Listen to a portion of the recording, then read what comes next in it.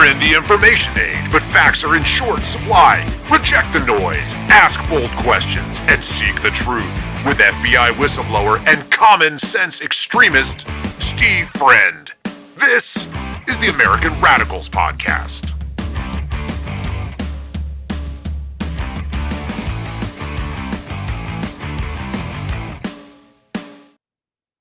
It is the American Radicals Podcast. It's Wednesday, August 19th, 2026, and I can take a deep breath, sigh of relief because I will no longer be receiving text messages from candidates for office in Florida because primary day was yesterday. So I get some nice sense of relief for the next few weeks, at least until the general election starts. And that's actually what we're going to be talking about a little bit today, an update on one of the more controversial representatives who lost his bid last night, one Corey Mills.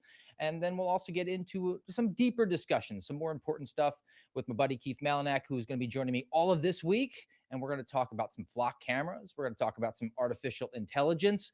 And if we have time, we'll get to cars that are spontaneously combusting while parked. Government shareholding is equal to fascism. And McDonald's issued a recall on its shrimp burgers because they were laced with antibiotics. True story. So let's get after it.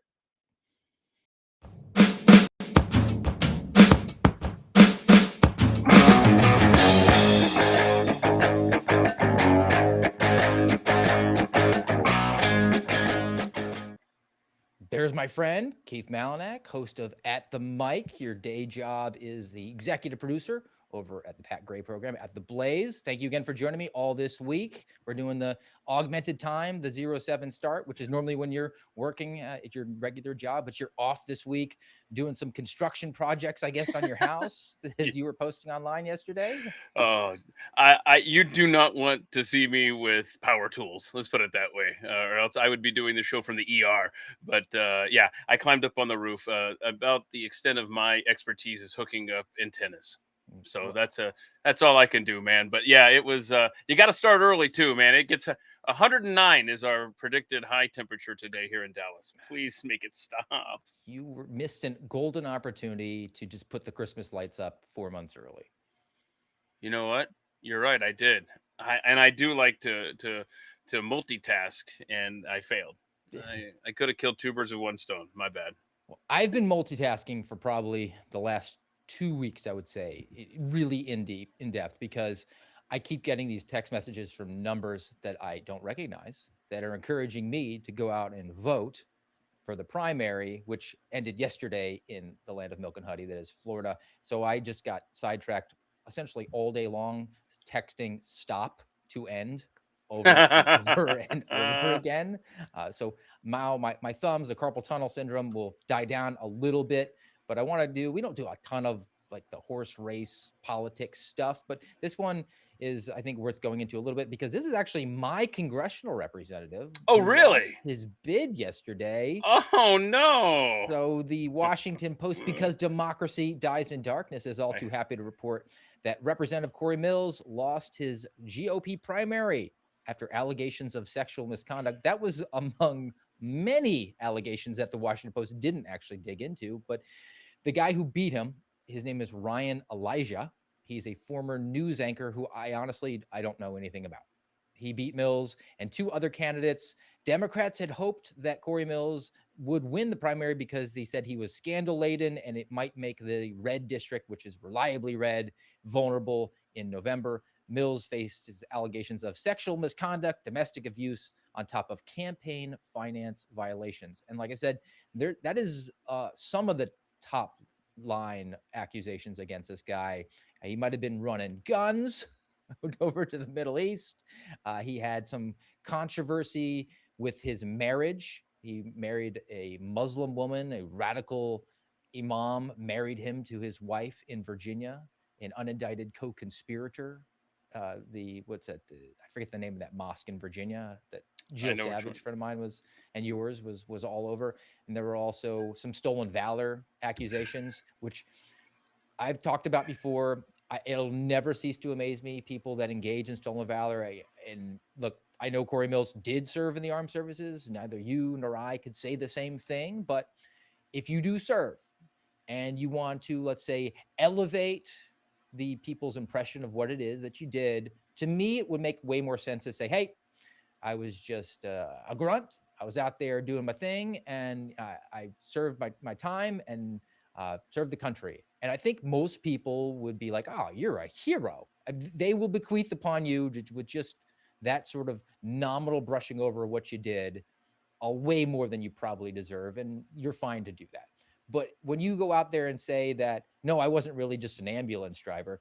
In fact, I was a pararescue, Navy SEAL, Green Beret, Army Ranger sniper, where it's kind of easy to verify that you're lying, which is essentially what Corey Mills was caught doing. Yeah, he is. He's an interesting guy, and you're absolutely right. If you just kept your head down and you served in the armed forces, then people would just say, "Oh, he served. Oh, he's a veteran. He's a hero."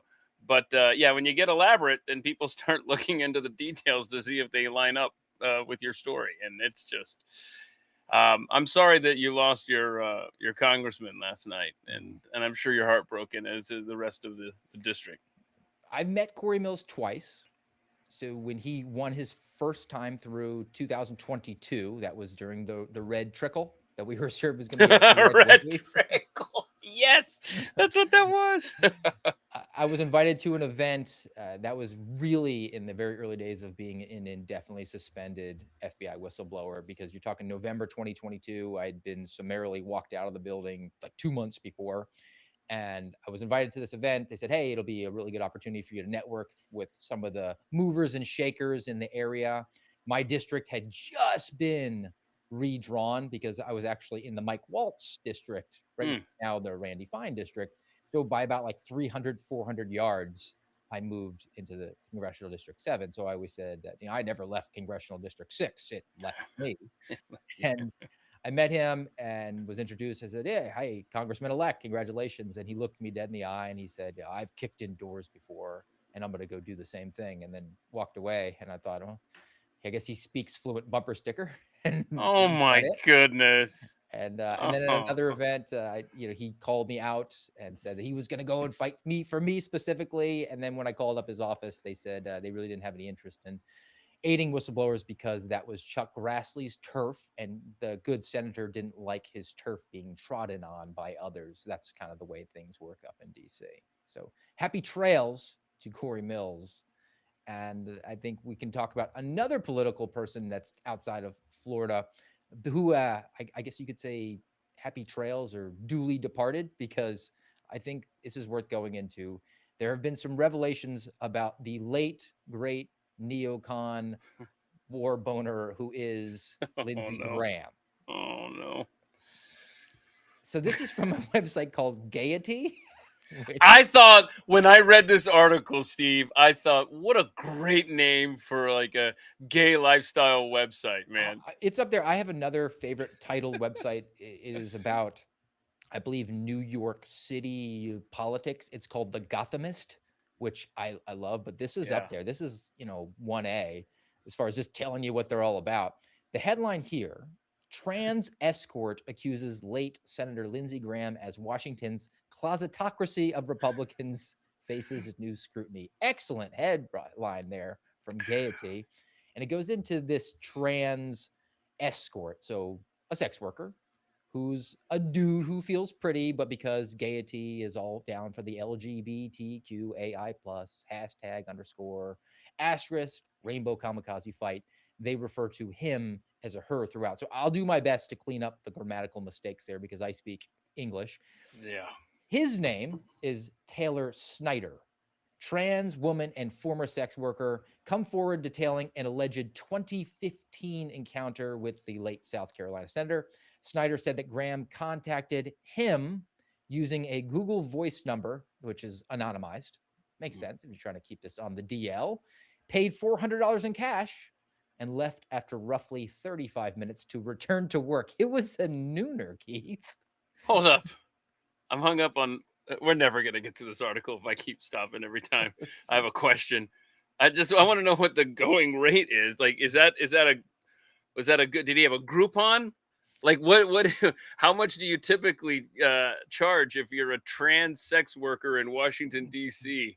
$400 for a half an hour of work? Oh my gosh, I'm gonna you read the story. That'll keep me distracted while I do the math here. Well, it's a high-powered attorney would probably be looking over that with some Right. lustful eyes. But at the same time, and we're just going to detour throughout this entire thing because No it's kidding. hysterical. But this is something that I have contemplated that it's never made sense to me. Maybe you could noodle this out with me, Keith. How does one become a high-priced escort? Because it's not really an industry where you can work your way up from the bottom. I mean, do you start out with the $5 gals? Because I would think that pathway to success is not really the same as like a professional athlete who starts out in the minor leagues and works their way up and eventually gets that big contract. Like, I don't think that it works that way in this. Yeah, sector. and you can't really lean on an advertising budget either. You No. can't pass out flyers in the neighborhood. Just be like, "Hey, I'm new in town, and I'm ready to go." Just real quick, I did the math. If you're making $400 every half hour, so if you're making $800 an hour, and I realized that I doubt the dude's turning tricks 8 times at 9, 12, whatever that is. But that's the equivalent of over 13 million a year. I mean, that's good money if you can get it. But I don't know, man. Steve, I don't know if there's a minor league for whores. I just don't know, man. Sorry. Well, the actual disturbing part here, even more than the allegations here, 2015, I mean, it's been over a decade since then, is that apparently this Snyder trans escort tried to write a book about his experiences and had an offer for like 50 grand to write a memoir, and then received another call from an anonymized number, and it said to watch your back. So put the spike in that story, which I guess makes sense in some sort of a novel where you have the evil, diabolical politician who wants to keep that stuff down. And we're accepting at face value what this individual who purports to be a member of a different sex than he actually is saying. But I think if you look at the context clues surrounding Lindsey Graham throughout his public persona, a man who came from South Carolina as the senior senator for a number of terms, and couldn't find a damsel, a debutante who might be interested in being a Mrs. Graham. I think that we're on pretty firm footing that there's a lot of smoke there as it relates to wait, Lindsey. really? This story came out of left field for me. What are you talking about? I can't even believe it. Honestly, when we saw this story, the first thing everybody said was, "Yeah, of course. We knew this was happening." And then of course the article gets into more details, and you again go, of course, we know what Lindsay likes. We could just tell. But boy, that phone call that this dude, the trans sex worker got. I mean, that's how Washington works. For those that haven't read the article, he's basically threatened, right? Like, you're not writing anything. And the dude was so terrified that what did he do? He locked his doors. He all sorts. I mean, whatever they said, because I don't remember the article really getting into it, the specifics of the content of the phone call, but it was enough to like make this guy, want to go to church. Basically, it was interesting. So, what a fun world.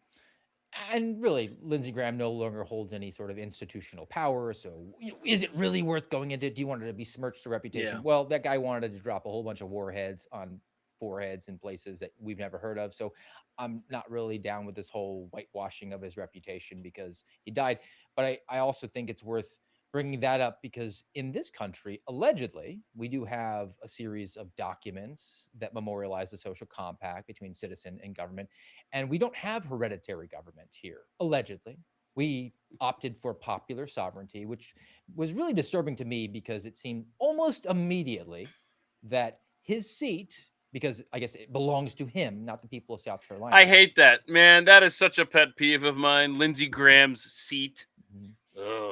Immediately bequeathed to his sister, who 15 seconds ago, nobody even knew he had a sister, and yet he had some sort of relationship. It was a paternal one where he raised her, and this whole story that nobody was aware of. And it's a sympathetic story that every politician in the world would have milked for everything that it was worth. And yet it was a total stunner, a total surprise. She was going to be the placeholder to honor Lindsey Graham.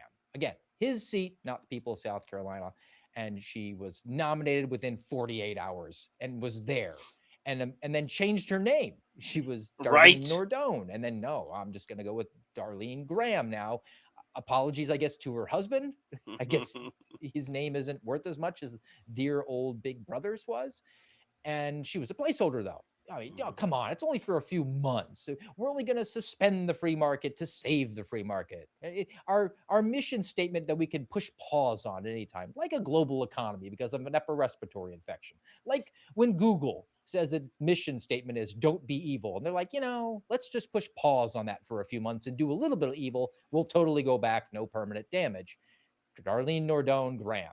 And then, wouldn't you know, she's a running to take this on full time. So the South Carolina primary happened recently, and it went to a runoff. You've got Ralph Norman, who was a representative from South Carolina, who's made it into the runoff against Darlene Nordone. Where I'm going to honor Mr. Nordone. I'm going to say Darlene Nordone. She was the lead vote getter. So the two of them, though, neither one got over the 50% threshold. They're going to have this runoff. So there was a debate, and they were asking some uber important questions, because if you're a senator, there's only 100 of them in the country. It's a pretty important role. You need to be up to speed. You need to be briefed on what's going on. Maybe know a thing or two about national security. Darlene, however, struggled. Senator, are Taiwan and the South China Sea national security issues for the United States? If so, why? I'm sorry, could you repeat the question? Are Taiwan and the South China Sea national security issues for the United States, and if so, why or how? I'm just going to be honest here. I'm not on national security. I'm not that informed on national security, but I do support the military. Oh no, I hadn't seen that. But I do support the military. Did she realize how cringe and how devastating that answer was? She doesn't even know.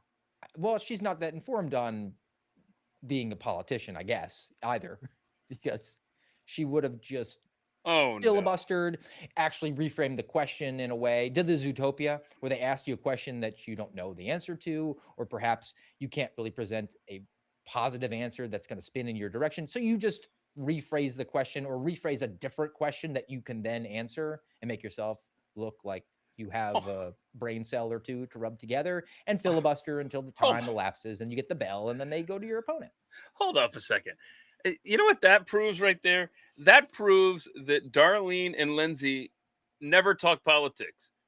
Because if they had talked politics for 5 seconds, she could have recalled any conversation where he said, you know what we ought to do? We ought to go and bomb the living hell out of whoever we want to. I mean, that's what we should do. And then she could have regurgitated that and go, well, I don't know. I just know, as my brother Lindsey used to say, we should just bomb the living hell out of anyone we want to. And that would have gotten a better response than that. I don't know what that was. That's devastating. How does Norman not win just based on that answer right there? And the optics of it as well. I mean, if you happen to be listening and not watching, she has the yellow legal pad, like she's taking notes and she's all disheveled and is writing down things like, these moderators seem to know a thing or two. Right. I'm looking for mine. And let me buy time. Can you repeat the question like the spelling bee kids when they're trying to figure out if it's a Latin root or a Greek root to a word? The rest of the show, man, I'm just going to take notes, whatever Steve says, man, because that's some good stuff. I'm going to steal it for my stuff. Well, hey, you should take some notes because I want to actually get to some more relative things that I like to talk about. And it's going to rehash a little bit of what I've covered on the AMRAD pod before, but we're doing the collab a little bit here, bringing some At the Mic folks in.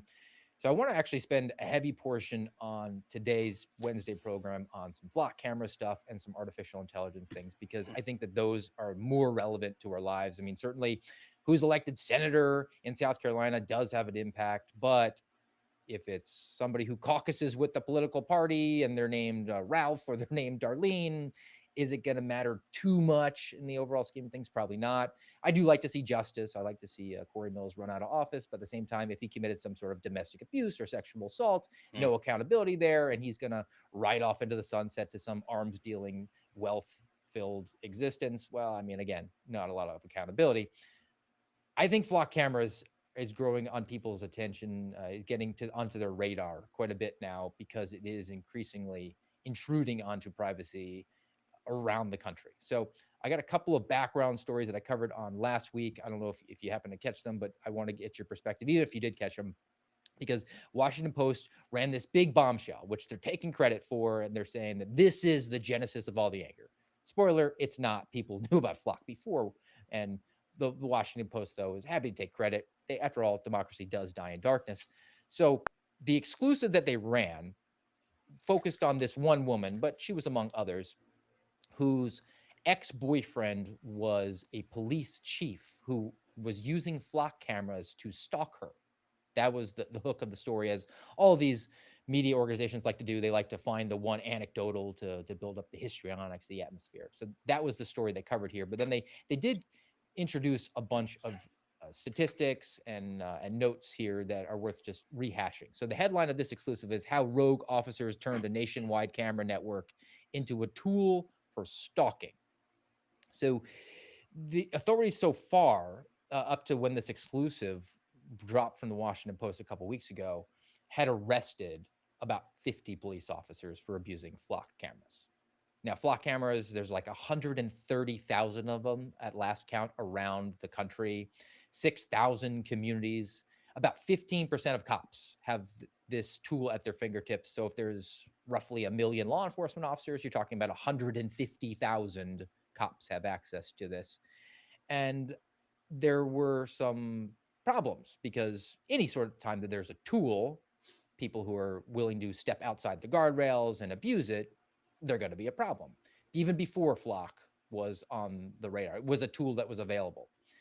We were told as uniformed police officers, I was a patrolman, hey, if you run somebody's name, you run somebody's license plate, you have to have a legitimate law enforcement reason for doing that, an articulable suspicion, reasonable suspicion, probable cause. You can't just say, well, she kind of looks hot. I saw her at Walmart. Let me just take a note of her license plate and find out where she lives. And maybe I could bump into her again. Or even for some reason that you think might be good, like we have a new baby and we need to have a babysitter. Can you run a background check on this babysitter? Well, no, I can't just abuse that tool as a law enforcement officer. There's actually criminality attached to it. You can be fined. You can be sent to prison. Flock is the same reason. So Flock started to panic, per the Washington Post, because the Washington Post had their exclusive, and they made some changes. Now, before the changes were announced, Keith, I'm taking credit for this one. I'm as much as the Washington Post says that it was their exclusive that resulted in Flock changing course, I'm going to take credit because my recommendation is what Flock actually wound up doing, and the Washington Post reported on, and that is, if you want to have accountability and you want to run a search in Flock or a plate or a vehicle, then you should have a case number that your agency, your police department, your sheriff's office, it creates in order to tie all the investigatory actions that you conduct with that case number so that we can ensure that it is a legitimate law enforcement purpose. And that is one of the reforms that was just released last week in this piece in the Washington Post. Flock unveils changes after Post report on police misuse of its network. So we got some case numbers. We have the ability to audit who is using the camera system. We can go back and flag people who are doing things that are suspicious. Hey, maybe this officer, he's supposed to be off on Wednesday, and yet he's running searches on Wednesday. Red flag. Agency, you should take note of that. And then as a sop to the communist left in this country, Flock then said, hey, the network ability of Flock cameras. So from one agency to another, you got the police in one town and the sheriff's office for that county, or the state troopers in Oklahoma and the Texas Rangers in Texas. They would be able to share that information with each other in this giant nationwide network of license plate reading. Well, now Flock is saying you can narrow the scope and say you can only use it for these particular crimes. So we're interested in countering drug trafficking or violent crime. But if you're not interested in immigration enforcement, like you're in California or New York, you can shut it off so ICE can't get access to your system for the purposes of immigration. Those were the reforms that were proposed. Now, I've been talking for too long. Your thoughts so far? No, because remember, I got my notepad here. I need to take for that's some good stuff. You actually, give me 1 second. That's good. No, okay. Oh boy, there's so much here. There's so much here with this flock nonsense, and I've said this, and I still remain pleasantly surprised that my fellow countrymen actually seem to care. Like my fellow countrymen didn't seem to care when the government put cameras on every block and traffic cameras or you name it. It was until it was in the hands of a private company, whatever it takes to push back on a surveillance state. I'm all for, but that's fine. And I love a great idea. I wrote it down, by the way, your idea on the case number thing. That is great. That polices the police, I guess, but it doesn't police flock. I hate it that I don't know this guy's name, but I mean, there are some bulldogs on the internet that are following all the developments with flock that show up at city council meetings. But this one guy has documented proof through audits of flock's own system that there are employees at flock, high level employees that are logging in for long stretches at a time to look at a preteen girls gym class in Dunwoody, Georgia. Oh my goodness! If it were just like one time, maybe they were just checking. Maybe the connection is maybe we just want to doing a test. We're checking all of our flock camera connections. No, these were repeated logins at times when children were present. I mean, oh gosh. That's a big freaking problem. And what the hell are we doing with these flock cameras inside gymnasiums to begin with? That's what I don't understand. I want to point out this. I just printed this out right before we went to air. I don't know who Casey Allen is, but this is just a really brief summary of this case. And it says this might be the best case to ban all ALPR cameras after flock just ruined an innocent Florida woman's life. Cops used one ALPR hit to pin a triple fatal hit and run on 23-year-old Lindsay Isaacs, seized her undamaged black Durango, claimed damage, then arrested her 6 months later after she sued to get it back. She sat in jail for 13 days facing life in prison. They ignored the maroon paint transfer, the partial plate that didn't match, the airbag that never deployed, and witnesses. They just took the first Durango that flock flagged. And she went through 7 months of hell, finally got the charges dropped. So even if we're subjecting ourselves to a surveillance state, it's obviously a failure of massive proportions as things are right now. Let's get these cameras down, bro. Oh my goodness, I can't take it. There's a fatal flaw that exists in law enforcement. I imagine exists in multiple industries, but I can really only speak to that. The new tool is portrayed, and eventually a huge portion of people will inevitably come to the conclusion that this tool is what will solve crime. Crime will go to zero if we use this tool. And if we don't use it, then we'll never be able to solve another crime again. And that's just not true. There's ways and evolutions in technology that gives us greater capabilities. As long as we're operating within the confines of the law and the Constitution and our policies, I have no problem with using the latest and greatest technologies. And I remember this is over a decade ago. A lot of cops who were arresting people for driving under the influence were losing at trial. And it wasn't because the person wasn't drunk. It wasn't because they jammed up an innocent person. It was because the lawyers who defended them were really good defense attorneys and would nitpick and find little things and say, well, when you did this test, the blue lights were going in the background and that may have augmented the way that their pupils were dilating. And so that's reasonable doubt and we're going to have an acquittal.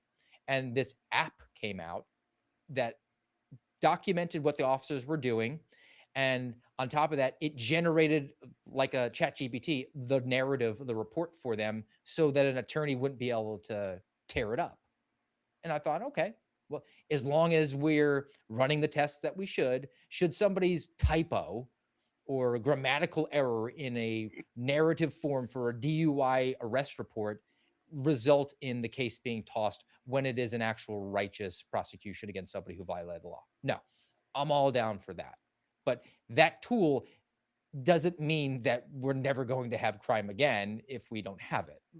So you can't fall in love with a tool, which I think if you talk to a lot of cops now, they're saying, what, you're just going to take away the license plate readers from us? How will we ever stop a bank robbery from getting away again? So, well, you used to do it before that. So let's slow your roll a little bit. And the idea that this is a private company is a little bit of a misnomer as well, because Flock is entirely reliant on government funds. So there's not a whole bunch of difference between them and the government when the government steals, taxes from the citizens, and then turns right around and takes that money and spends it on Flock to go do the thing that the government isn't supposed to be doing, which is surveilling Americans. There's not a whole bunch of daylight between those two entities. It's part of that whole private-public partnership, i.e. fascism, okay? Thank you. And Flock is hardly content to sit on what they have right now, because in industry, if you're not growing, you're dying. As a business, you're like a tree. The tree has to always grow. If the tree isn't growing, the tree is dying. So Flock has looked for other avenues to expand out, because they want to bring more agencies, more municipalities, more counties and states, eventually the feds, into the umbrella so they can get that sweet, sweet government cash. And I don't hate that for them. I mean, they're a going concern. They're providing a product that, from their perspective, people want, need, and desire. That's the way that capitalism works. So they, in the past, have proposed things that some didn't get off the ground and some did. One of those, and this is reported in 404 Media, and I gave you this before, 404media.co. This is where I go to. This is a left-of-center, privacy-focused, AI-focused, technology-focused website.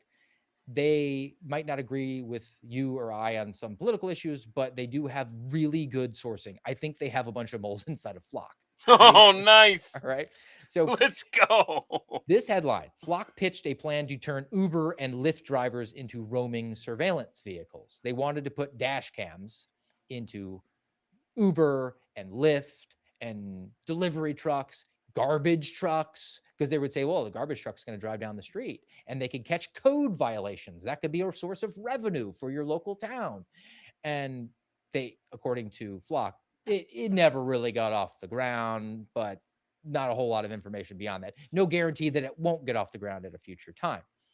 And then there was another thing that is still off the ground. Flock tried to back off it a little bit because of the bad PR, but at the same time, the tool exists. And that is the term Flock, we know, is it's the cameras, right? There's another tool. It's called Nexar. Nexar is taking personal information of people and building out a database that ties them to the license plates that the Flock cameras are reading. So there's all this information that's just circulating around the internet. It could be your voting records, your property records. If you get a credit card, your credit companies out there take your data and they sell it. And Flock can just buy that information, which has your address and your name and your banking information, your credit score. And then there was an app that people were using because we don't have parking meters anymore. You got to scan the QR code, right? And use this app to pay for your parking. Well, that has your name and your banking information and your email and your phone number and your vehicle and your license plate. Dang. Now we can build out a individual information network, tie it to a license plate, find out who might be in the vehicles. Now, the pushback was that parking meter app got hacked and a lot of that information was circulating around the dark web. And then Flock said, well, we don't acquire dark web information because that would actually incentivize people to hack into other things and might attach some sort of criminality to us, some liability on our point. But the Nexar thing still exists. And that is going to be integrated into law enforcement. So it's not just, hey, we're going to look for this Dodge Challenger. It's, well, who's driving that and who typically is a passenger in that. And then we're having other capabilities out there where they can scan for RF signals and say cell phones that are inside of those vehicles that are tied to that license plate. So we can build out even more and more. And that capability does exist. And it's being afforded to law enforcement to purchase with money that is stolen. I mean, taxed from the American people for their safety. Sorry, I'm taking note here. Hang on one second here. I'm going to pass along these words of wisdom to Darlene Graham if she's watching. Okay, so seriously, Darlene, lean in. I got some good stuff for you here. That's terrifying. Thomas Jefferson would be so pissed. He would be so pissed to know that flock cameras existed. But I was just thinking, Lindsey Graham famously said, I recall, when it came out that the phone companies were gathering our data for the government, and I remember Lindsey Graham himself saying, "Well, I don't care. I mean, if you ain't doing anything wrong, why do you care?" Well, we need to talk to that dude in the dress. But anyway, I digress. But Miss Darlene, I would mix this in often, and I'm actually telling you this, Steve. I mean, that is so well said. Public-private partnership has to always be followed with that's fascism. I mean, that's literally what it is. But yet we hear that phrase thrown around by our politicians left and right. They wouldn't, some of them, most of them, I think, still wouldn't throw out, "Hey, I love fascism." But boy, they'll say, "Boy, a public-private partnership." That language sounds so much better. Yeah. I will say the line about the tree is perfect there. A tree's either growing or it's dying. Am I right? But this is why you need to put me full screen, because I'm going to embarrass you here for a second, Steve friend. Okay, so pen to the top. Don't do this now, but later on when Steve and I are done yapping away here in about 90 minutes, pen to the top of my my X there at Keith Malinak is a conversation I had last week with two law enforcement fellas who have such high integrity and I respect so much. And it's FBI whistleblower Steve Friend, who you're very familiar with, and then also Nebraska trooper Eric Jansen, who these two guys, I got them together for a conversation. And we talked about this stuff. We talked about your right to privacy as an American, and how we're being surveilled all the time. And I talked to them from their perspective, a couple of Constitution-loving guys. And I hope you'll check out our conversation, pinned to the top here at Keith Malinak, because these tools are in the hands of human beings. You can come back now, Steve. But this is just, everyone's flawed. And giving this kind of power and access to human beings is just dangerous. Let's have a crime, and then we'll build out from there. Let's stop going around looking for a situation that we can exploit and putting these cameras in and watching it. That's not America. Watching everything we do 24/7, 365, that is the antithesis of this country. We can't do pre-crime. It's not possible. That's right. Minority Report taught us that. That's Philip right. K. Dick novel, the Tom Cruise movie, the idea that the people that are floating around in the milk can see a crime happen in the future. That is the stuff of science fiction. Law enforcement exists to investigate, to put the pieces together and met out some sort of justice. Now, we'll never be perfect. We'll never actually be able to interdict the crime from happening. On occasion, you can. I mean, just you happen to get lucky. I was talking to my boys about it the other day. They asked me, "Hey, have you ever seen the crime happen, or are you always there just afterwards?" After all, when seconds count, the police are minutes away. And Whoa. I thought back and I realized I have seen, witnessed, let's put aside like traffic violations, serious crimes. I have seen 2 burglaries happen in front of me. Wow. Where I happen to be driving and doing my patrol responsibilities. And I said, "Holy mackerel, that guy's breaking into that house right now." I have a 15-year law enforcement career. It's not normally a thing that happens.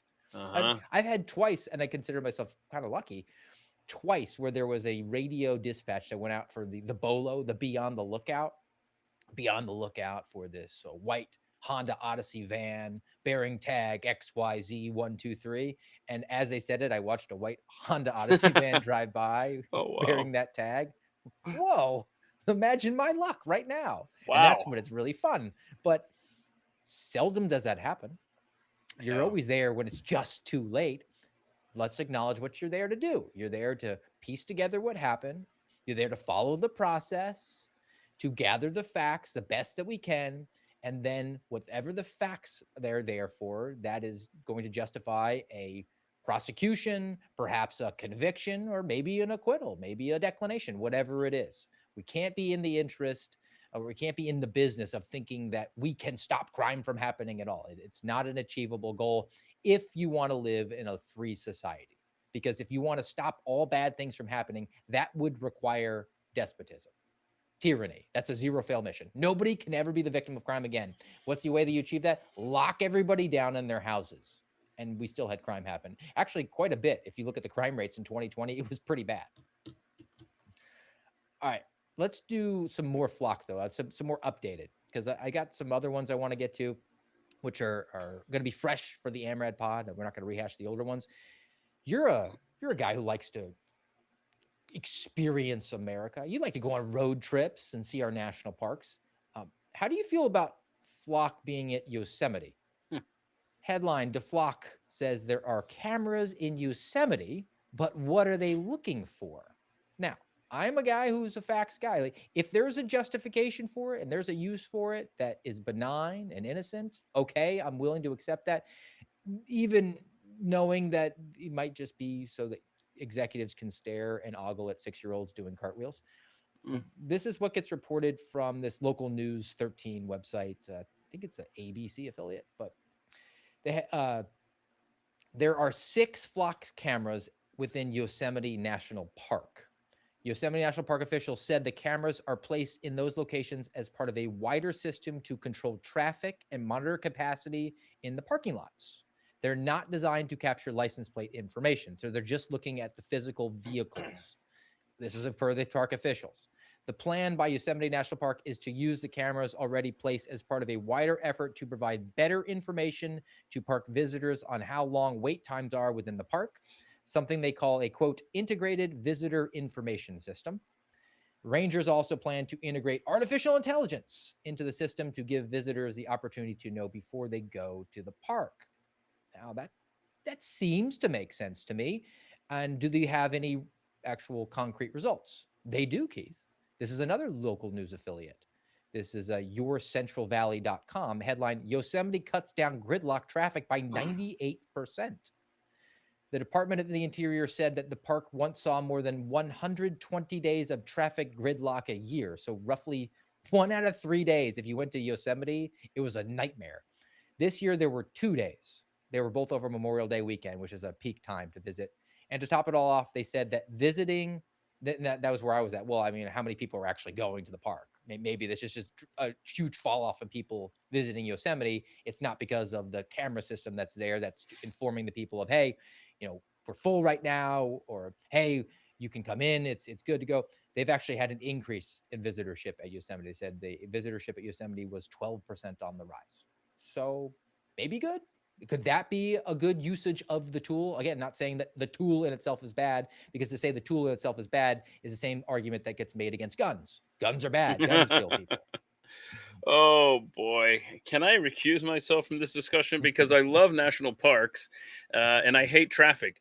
No, I will say this, and I've never really thought too long and hard about this, and I'll come back to the national parks and the cameras.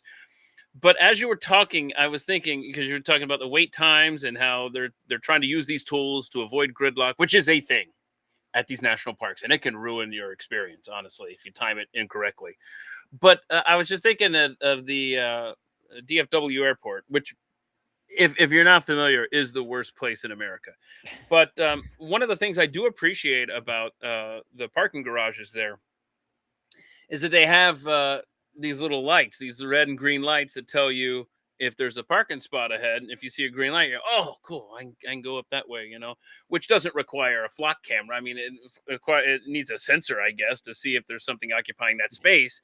But they have, as I'm thinking this through in real time, they have the number of the level. So say level B has 12 spots. But again, you wouldn't need a camera if it's just the sensor. So, okay, good. All right, never mind. I was just trying to figure out if their cameras really figuring out all of this stuff. But no, it's probably just sensors at a parking spot. Okay, cool. Sorry, I was really thinking in real time. How embarrassing. But the cameras being used there at the national parks. Okay, how can you monitor what's going on in a parking lot without reading the license plates? Do you need a camera? Could you just do sensors? Could you do what they're doing at the DFW airport? That doesn't require a camera. That being said, I know a lot of these stops along the way in Yellowstone is what comes to mind. I've never been to Yosemite. These are above ground parking spots. So it's not like you can employ the exact same system, but I'm sure there's a way. Steve, I'm sure there's a way to monitor how full a parking lot is without a camera. There's got to be. I was just able to noodle it out in real time at the DFW airport. I think that we can figure something out where we're not getting, because all we're doing is we're making ourselves so much more comfortable with cameras and having them in our national parks. I mean, that's, I don't know, unless it's an eagle cam. Let's look at this this nesting RIP, that one that died there in California. Unless it's something like that, it's like that.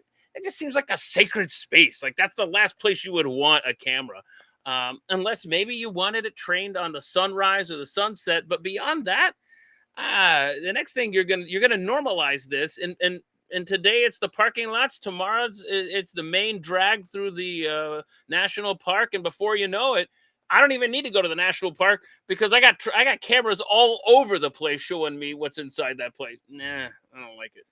I have three suspicions that just come top of mind to this. And that explanation is a commonsensical one that ordinarily I would accept at face value if I was not really like in the weeds of this, of being super suspicious. Sure.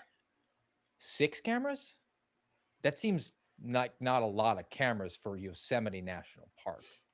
That's a fairly massive landmass that I imagine gets a lot of traffic, and they probably have more than 6 parking lots. So that number itself just jumps out to me as, well, wait a minute. If you were really going to be using this for parking reasons, you'd probably need more than 6 cameras. That means that it's part of some sort of other network, which then why aren't you just expanding that network out without having to lean on Flock? Related to that is, in my experience in the federal government doesn't just buy commercially available stuff.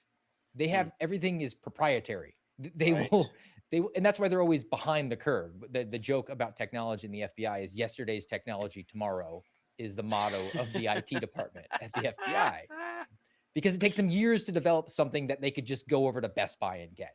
You didn't develop your own proprietary camera system, right? That doesn't make a whole lot of sense to me. You're just going to get the commercially available one that just happens to be the thing that's doing all the surveillance out there. And then the last one comes from this 404 Media piece, which the headline is "The National Park Service is using Flock. Rangers are pissed." But there's one little line here, which I think kind of brings it home.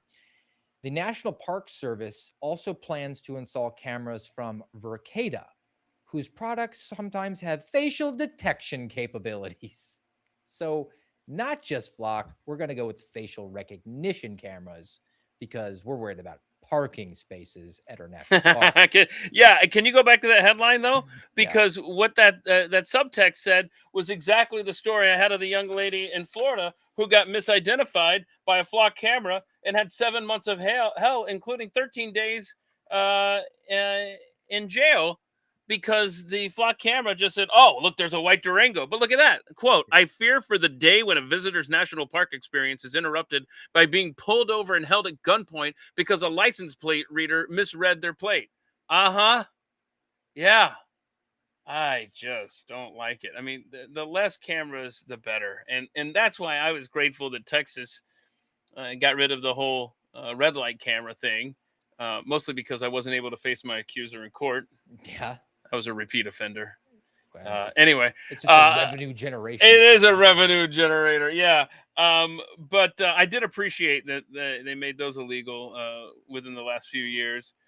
But there's still cameras everywhere.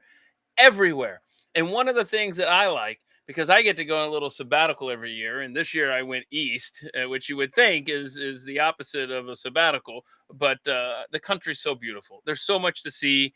You stay off the main roads, et cetera, et cetera. But usually I go west. I spend a lot of time up in the Colorado mountains. And one of the things that I so appreciate about the Rocky Mountains and mountains in general is just it's so isolated. It's so beautiful. It's isolated. It's quiet. Can I please have some? There are places where I don't get a cell signal, and I'm actually in a celebratory mood, unless I'm doing a fantasy football draft, in which case I have to come down the valley and find a hotel. It's a long story. But anyhow, I look for these places. I use technology to find the places where there's no technology, and they're going to take these away. You're going to intrude on these wild spaces. Screw you. No, thank you. I share your sentiment. I mean, I used to work on the Indian reservations where there was not a lot of cell reception, and it was awesome. I mean, it used to just basically like, hey, I'm signing off. I'm not reachable right now. And you would just know it. And for a time, actually, it was just a personal experience.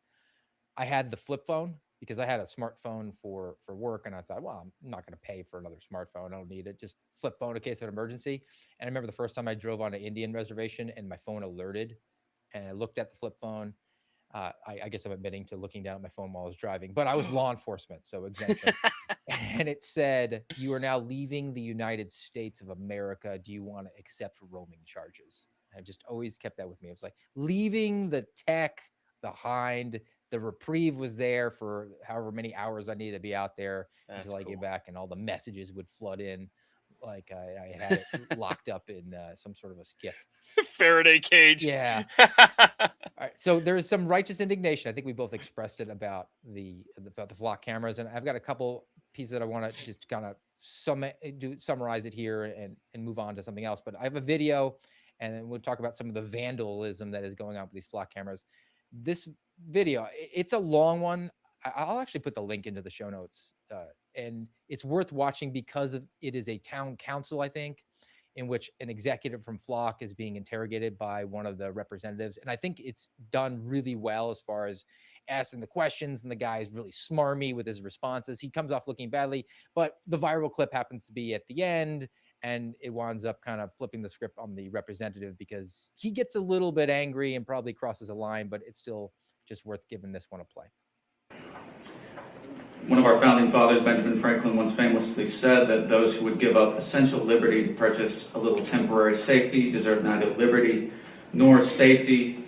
And I actually have a problem with this resolution because I think it needs to be amended. It's too open-ended. It says that we shall not renew it until such concerns have been addressed, as laid out by Gary Stidham and written in the resolution.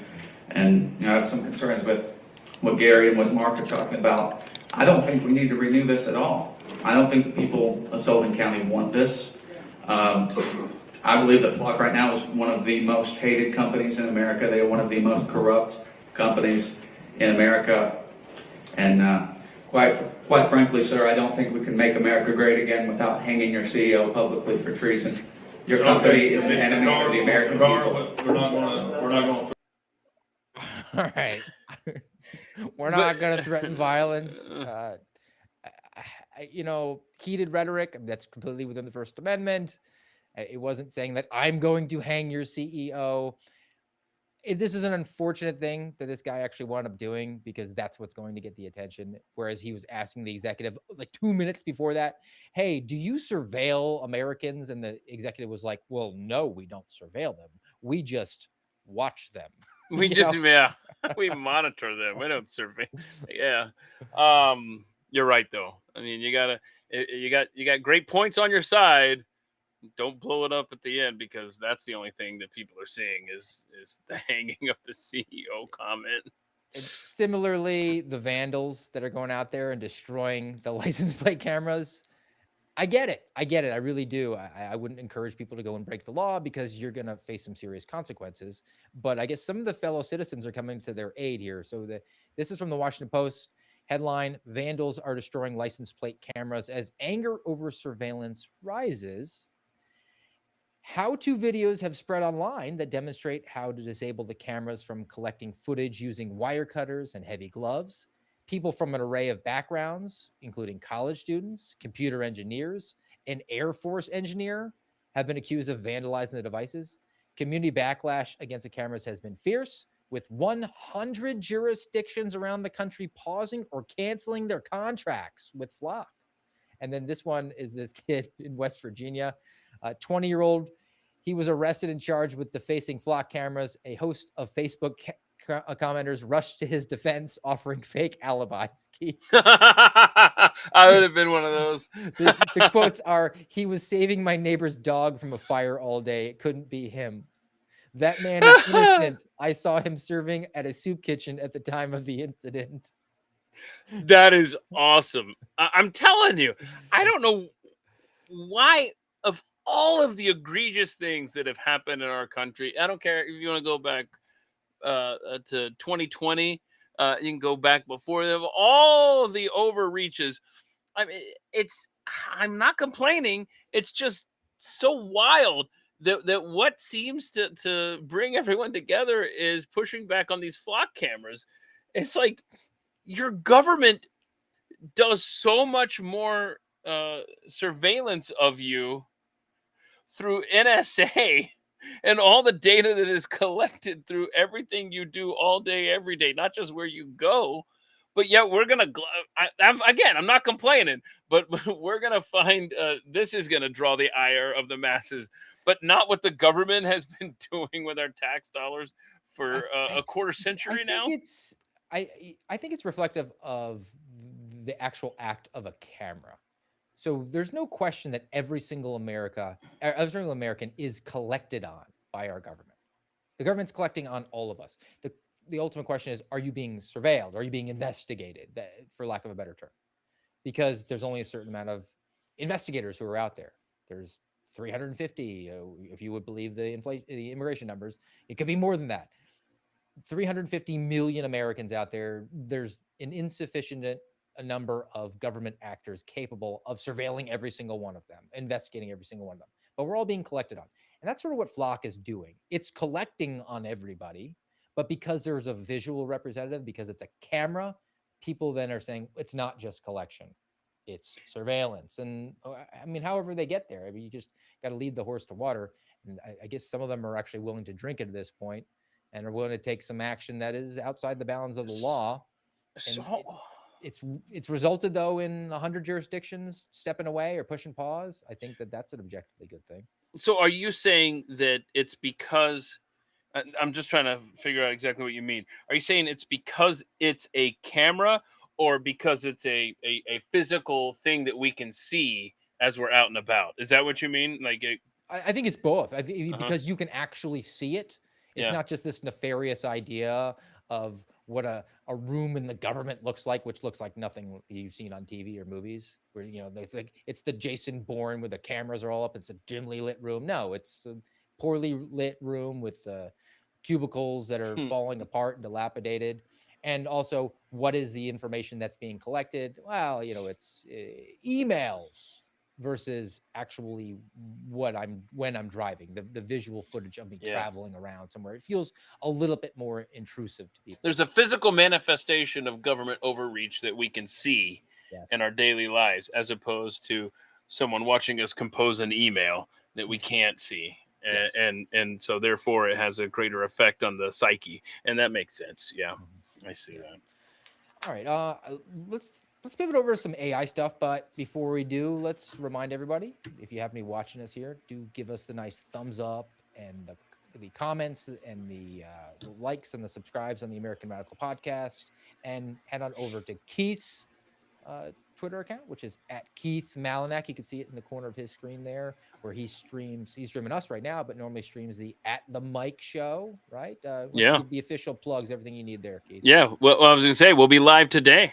Brad Staggs will join me at 3 p.m. Eastern at Keith Malinak, and we'll talk about history's mysteries, some crazy, unexplained structures. I'm not kidding you when I say that it's a show about everything. We cover so much. It's a very schizophrenic show, and it's all over the map. And today's the mysteries. Tomorrow's MK Ultra, and Friday we're just gonna drink and watch animal videos. So I'm telling you, there's something for everyone every day of the week. So, having seen the success of Seinfeld being a show about nothing, you said, "Let me do the exact opposite." And we're just show about everything. That's right. Yeah, that's exactly right. All right. Artificial intelligence. I mean, I guess it's tangentially related to Flock because, I don't know, it's tech stuff. But I did find a bunch of these articles about how artificial intelligence could be impacting the entry job market specifically. Because the logic flows, it kind of makes sense, but then there's some countervailing arguments that also make sense, and I think it's worthy of a discussion to bring people's attention, because I don't want them to just blindly accept one narrative and say that, oh, that is 100% true. Well, you have to examine all sides to everything to get a greater overall understanding. So let's launch it off with this piece from NPR. Headline is that many recent graduates say that artificial intelligence is making it harder to get a job. Economists aren't so sure. So they wind up talking to 3 different economists here who give their different opinions. And they're kind of like foreign policy experts.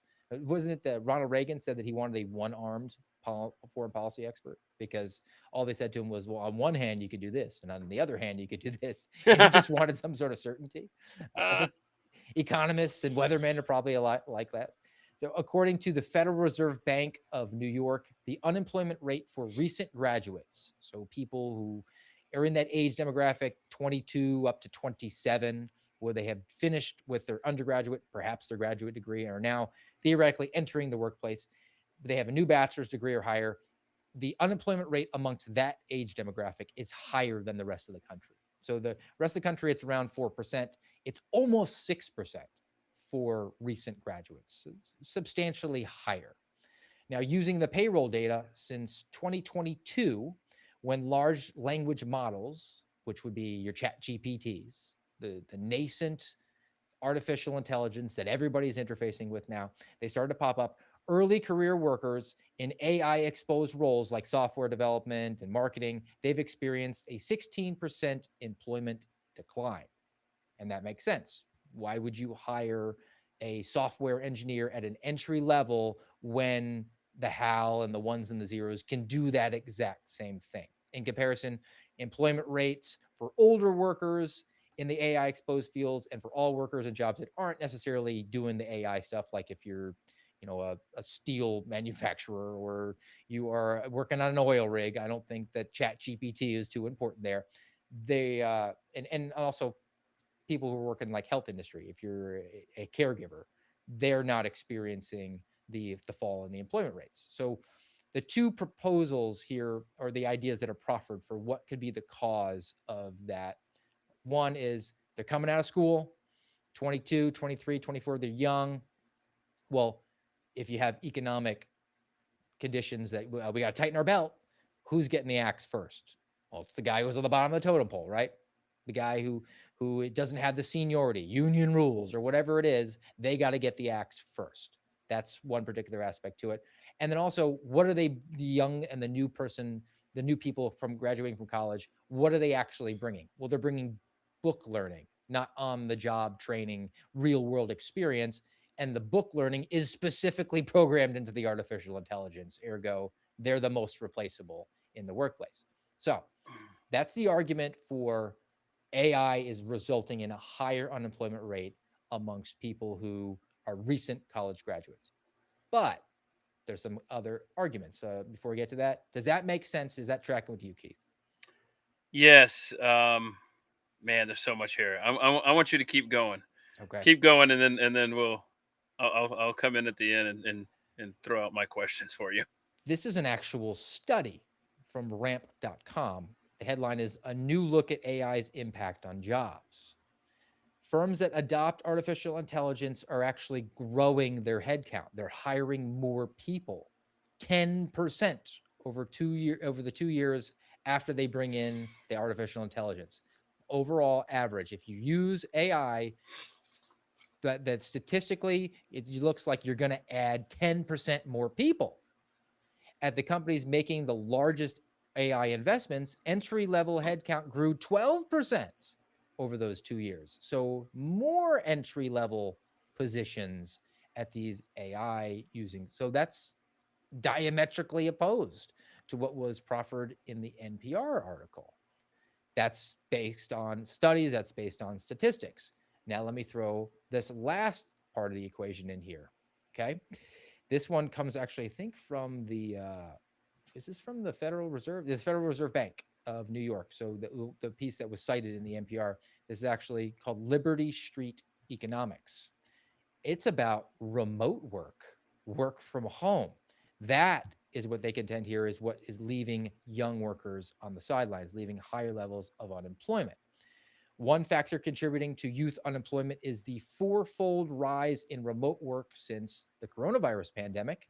Employers may not want to hire fresh graduates onto distributed teams because it's more difficult to teach them the skills. So you got somebody in Oklahoma and somebody in Florida and somebody in Texas. You don't want to bring on a brand new person who doesn't know what they're doing and who lives in Maryland. It's a little bit difficult to give them the on-the-job training. You want to actually have them within lungeable distance to teach them how the whole thing works. Many analysts have attributed the recent labor market challenges to artificial intelligence, but the uptick in youth unemployment rates predates the rapid diffusion of AI. So the higher unemployment rates were starting before ChatGPT launched in 2022. Moreover, even when we hold occupations exposure to AI constant, we find that the differences between younger and older workers persist in both remote and non-remote jobs. So according to Liberty Street Economics, there's a more direct tie to work from home than artificial intelligence.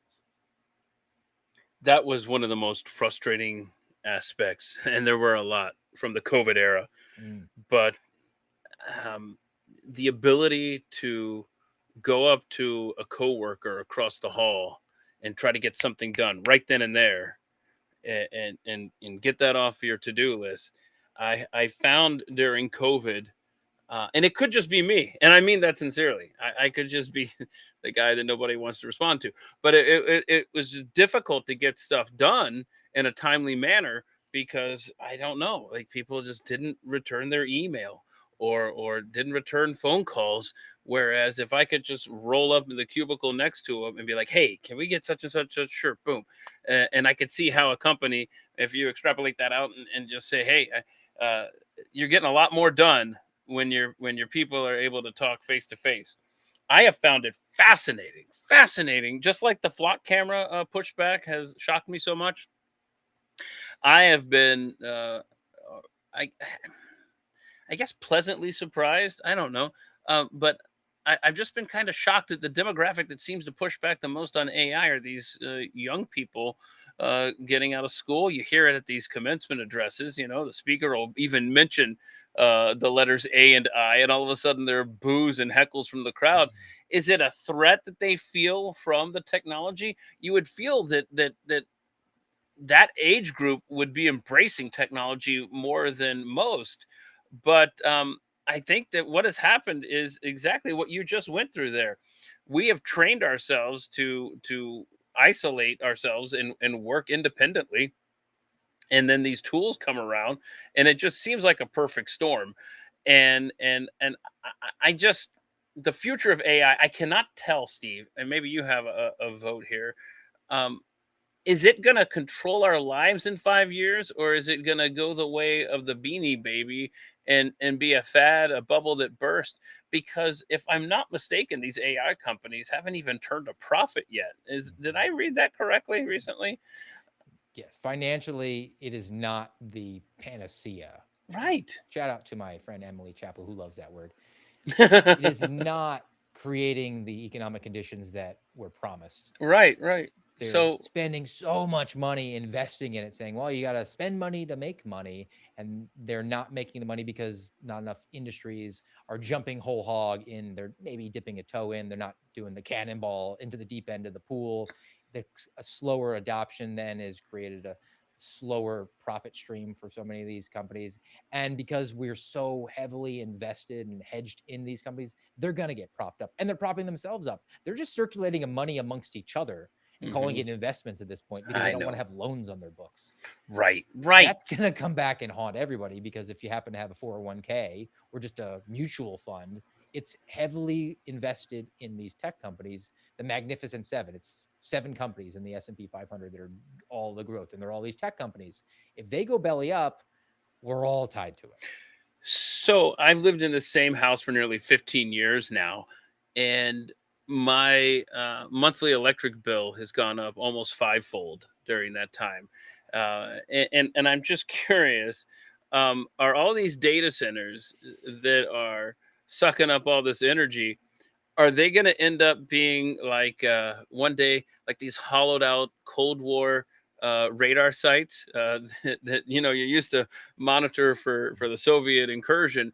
Are they going to end up being like these vacant buildings that ghost hunters go into, or are they going to be everywhere? Because that's another thing that people are pushing back. Let's think this through for just a moment. All of the pushback seems to come around technology. I kind of like that. I mean, I like technology. I like convenience, but my goodness, it's fascinating if you stop for just a moment and think back where all of the focused efforts of rejecting what's being shoved down our throats. It seems like we're rejecting technology to one degree or another. But man, I don't know. It's such a tough one on the workforce and the future of AI. I'm not good at predicting the future when it comes to technology. So I just don't know where this is going to end up, if I'm being honest. There's a natural inclination, I think, in our country, I'm thinking our DNA almost, to reject things that are shoved down our throat, with the exception of, I guess, experimental gene juice that you should put in Right? your arm, That would seem like that would take precedence over anything else we've discussed. Sorry. But for technology, you mentioned the kids at the graduations booing artificial intelligence. Why would they be rejecting it? They didn't have an option. This was a tool. This was technology that was thrust upon them. They never saw an analog clock in their entire life. And we kind of experimented on the kids, like, oh yeah, we'll do Zoom school, or we'll just give you an iPad. They didn't have an option in it. And now there's a little bit of resentment of, hey, I didn't get a chance to click yes on the user agreement. You just made me do it. And now this thing is taking my job. I'm kind of mad. And similarly, the flock camera is just going up. Hey, we didn't even get a say in this. Or the data centers going up. Hey, what the heck, man? You are just building these things and I don't get a chance to weigh in on that one. You're actually using the levers of power at a state level. I covered a story a few weeks back out of Louisiana. And this is just how dirty things get at a state level, where there's a limited number of bills that can be pushed through a state assembly in any given legislative period. I don't know what it is in Louisiana, but like in Tennessee, it'll be 30 days. I think Texas has like a 2 weeks period. So they say, all right, we have a certain number of bills that we're going to take up under advisement. It can't be an infinite number. Every representative doesn't have a chance to bring all of them in there. They get a finite number. And then all of a sudden, this guy's working on a tax rebate for fiber optics and gets a call from the governor saying, hey, we're going to use your bill, which is going to be under consideration, and we're just going to use it as a shell, and in it is all going to be about building data centers.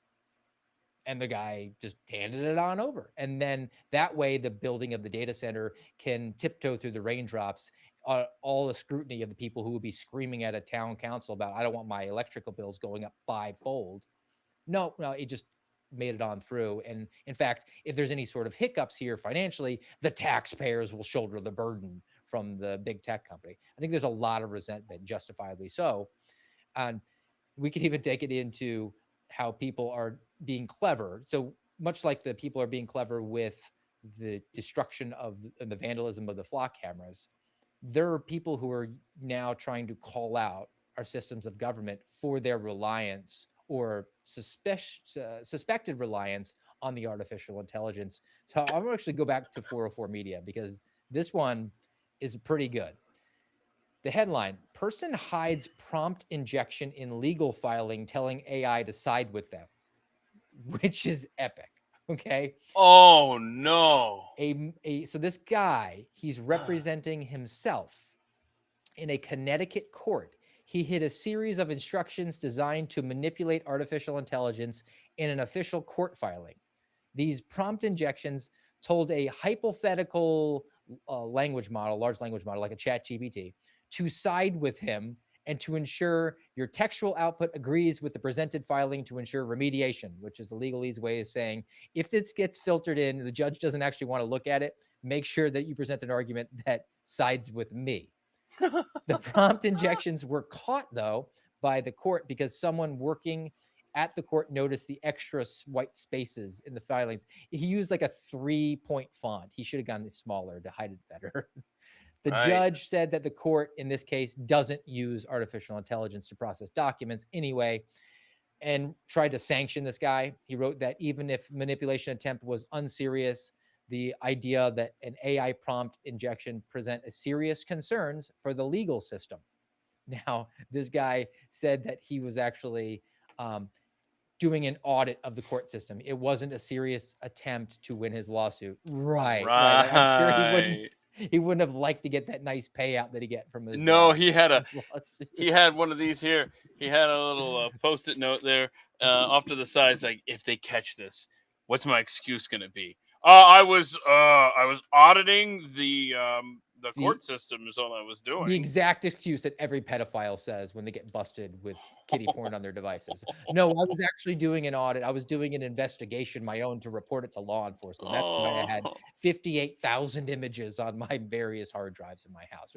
I think this is probably doing a cover, but look, he said that he did it as an audit. The judge ultimately said that the case could proceed, so his case didn't get tossed. But in the future, this guy, I guess, has to give hard copies of papers to the court in order for his case to proceed. And you made the point earlier. If I could just go back for just a moment, the kids that had the technology shoved down their throats, they sent them home with laptops. They sent them home with the tablets. And I don't know which school jurisdiction it is, but I just heard that they're very much limiting this incoming group of high schoolers. I think it was, I don't know, some school district that's taken the technology reliance and the at-home tablet stuff down and increasing. Get this, I don't know if you've heard of this word. It's called books, and they're making the kids do more with books. And so maybe the technology pendulum is swinging, or maybe we're finding a happy medium. I don't know. But well, in that case in Connecticut, human eyes won out there. They weren't relying on the AI or the chat bot to do the work for them. So good on them for doing that, actually using the legal education experience that they theoretically have in order to push forward what their job is. But it's kind of parenthetically related to this other thing I want to get to, which I think might be my favorite article, or this is actually an op-ed. Favorite op-ed that I've read maybe in 2026. Now, it's disturbing, but I'm a pedantic jerk who likes to study on language, so it kind of scratches all my itches here. This is a Washington Post op-ed.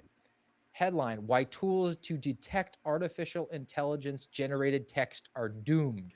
So there's all these tools out there that you can say, oh, this was created by AI. That's how they busted that guy from, where was he from? Venezuela. Yesterday we talked about who wrote the op-ed that was trashing Donald Trump, and they said it was written by AI, not you.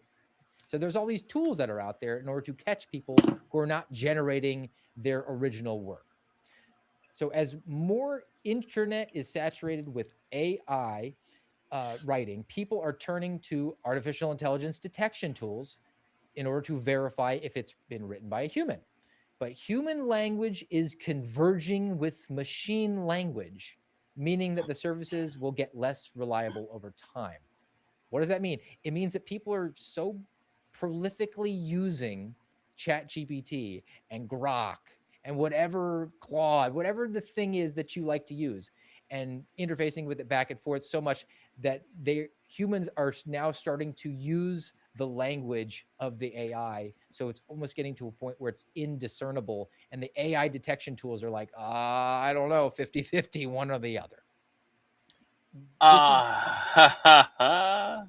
This is reflected in, they actually cite some of the words. Don't you dare. Yeah, oh yeah. I guarantee you, I'm a machine. I have a bad feeling that what you're about to read is going to make everyone realize that you've just been talking to AI all week. The mounting evidence that regular people are adopting AI linguistic patterns, such as overuse of the words meticulous and delve, assuming no this way. observation See, I knew this. holds. The human and chatbot dialects may continue to converge until they are harder to distinguish. So there's one of two potential outcomes that is going to happen that is proposed again in this op-ed from the Washington Post. Okay. There's a new, it's actually based on a new paper and blah, blah, blah. Two possibilities emerge. Either human speech and AI speech progressively assimilate, causing a collapse in any meaningful distinction. We all talk like robots. Or the second scenario would essentially be a game of whack-a-mole across the English language, where humans keep coming up with new ways to differentiate ourselves from the machines. Then the machines catch on, and then the AI detectors have to catch on to it. Which is kind of the way the language works normally. I mean, the terms that my kids use, my kids are 8 and 12, are different than the terms that I use when I was 8 or 12, and we were using the Ninja Turtle terms, right? And we were saying like excellent and radical, and now I don't know what they say, 6, 7, something like that. Okay, so let's delve into this, shall we? I mean, it's a meticulous article that you have there. See, I mean, just well done. Okay. Yeah, look, we don't spell Congress with an F anymore. See, we adapt, we change our language, we make changes. I don't know. That is concerning, though. I would like to think that I don't talk like AI. I do ask it questions, and I do have what I guess could be considered conversations as I try to figure stuff out. But man, the day that someone says I sound like AI when I talk, that may be it for me. I may stop just communicating with humans altogether at that point. That's terrifying, man. We will know that the convergence is complete, that maybe Skynet is self-aware when the AI starts to overuse the word literally, because that is the bane of my existence. I have a jihad on the misuse of the word literally at this point. So hang on a second.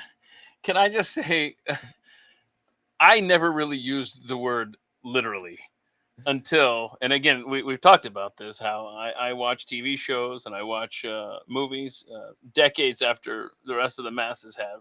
So only in recent years did I finally get around, at everyone in my family's insistence, that I watch Parks and Rec. And the Rob Lowe character, literally, like, he would always say that, whenever he would want to really emphasize something. And I think that's where I started using that. I think literally that's where I started using that. And I realized that I'm using it wrong. And I know that because I listened to the American Radicals podcast. But it makes the point. I mean, I get it.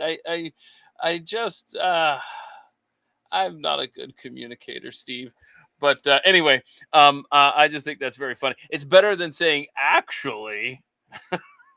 Actually would be the appropriate word, but you can't do it like it's spelled with ACKSHULLY, which is sort of a way that you can troll against other people. Now, you said that we don't spell Congress with an F anymore, which is accurate. We should, though. But have you seen Congress lately?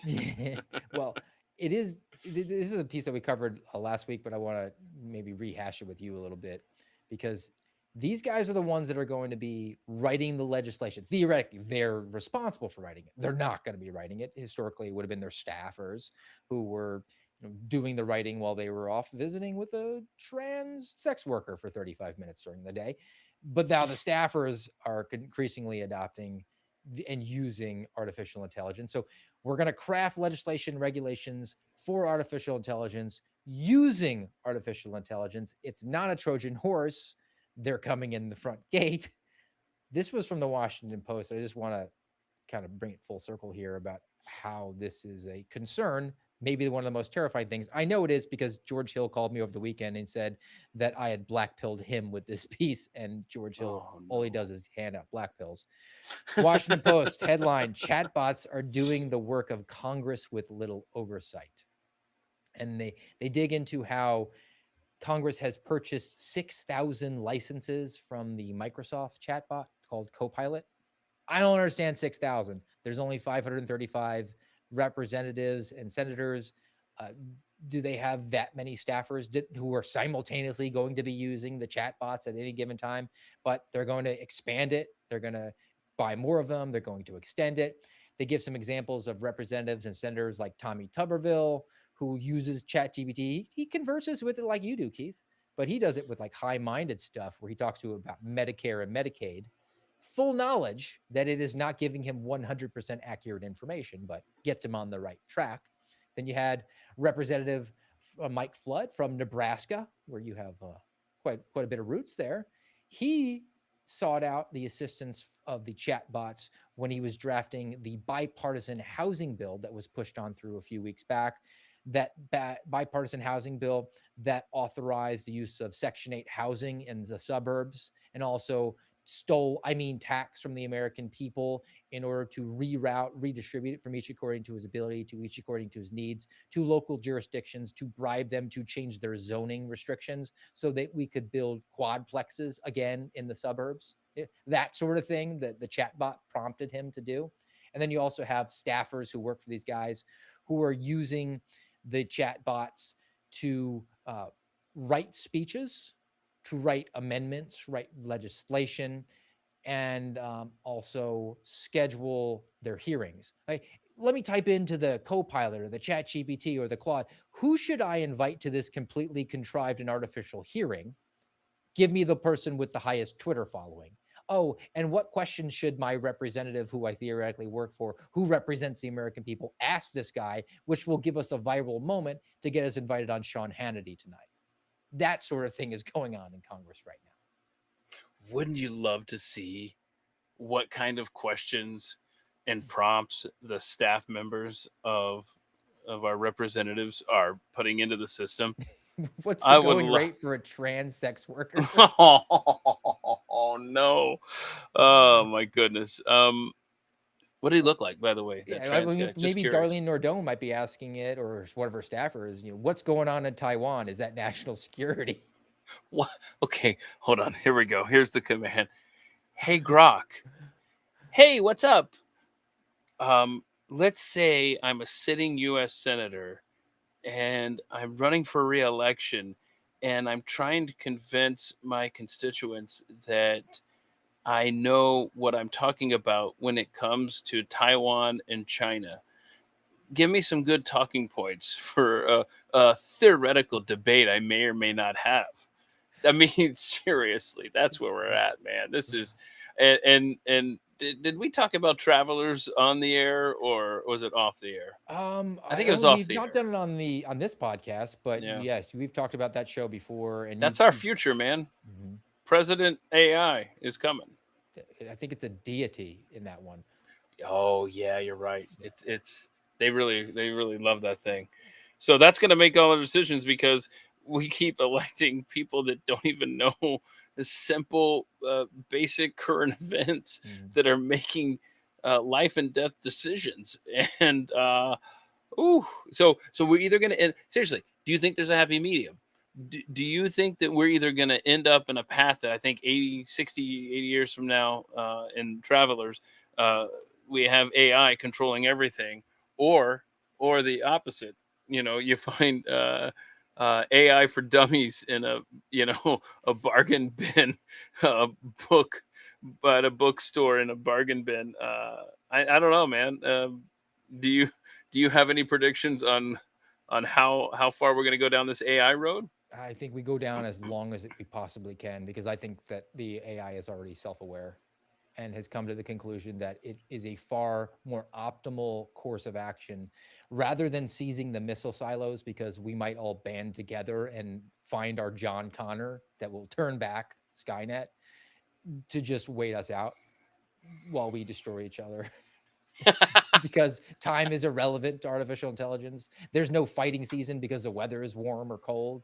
Just wait on the stupidity and wait on idiocracy, and then we can just swoop on into power and get to something closer that they see in Travelers. That's my tinfoil hat theory. I was going to say the AI is sitting there laughing at us, and it's saying, "Hey, that's pretty cool how you can see how many parking spaces are left.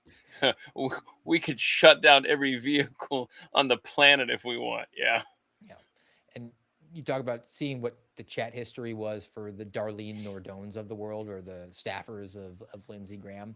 I do have a related piece actually on that, because there is a study and there's data on how people are interacting with these chatbots. It's supposed to be anonymized. They don't know who's doing what, but if there's a discussion about where can I find a trans sex worker in Washington, D.C. to spend my time with, and how much would that cost, I think we can extrapolate that that was probably the late, great Senator Graham. But Washington Post has this one. It's a headline: New data shows people are getting personal with artificial intelligence.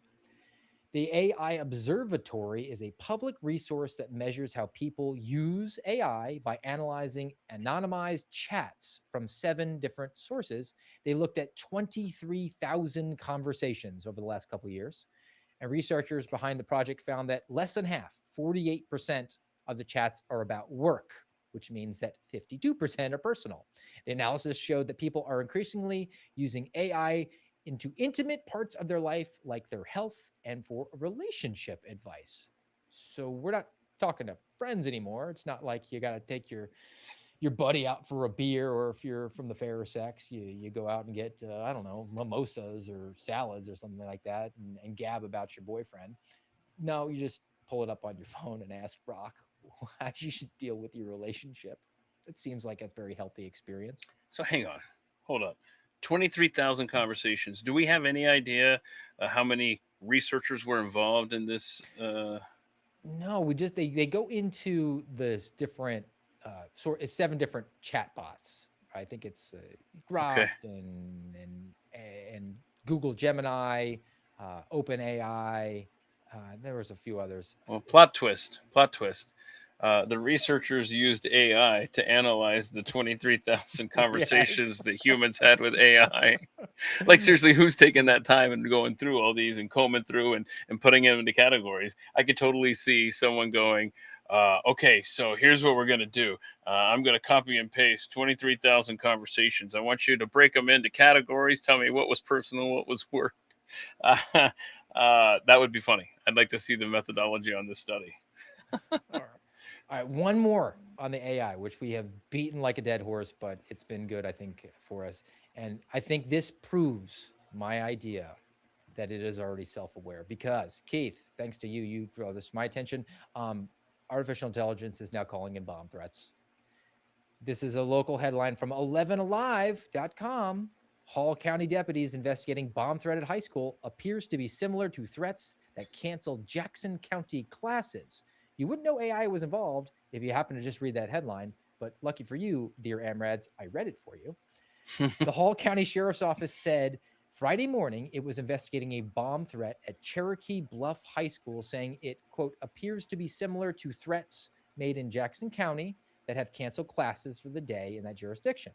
The Sheriff's Office said that at this point, no explosive devices were recovered, but, quote, investigators say the series of threats was possibly generated by AI.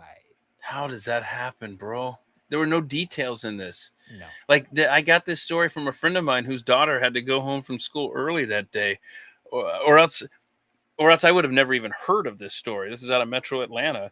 Can I just say that I should not have found out in a text from my childhood friend. This should have been a major national story.